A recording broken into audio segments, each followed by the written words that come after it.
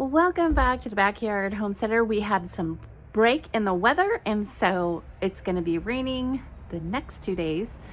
Let's get this garden prepared, and I still have some seedlings. I know, crazy.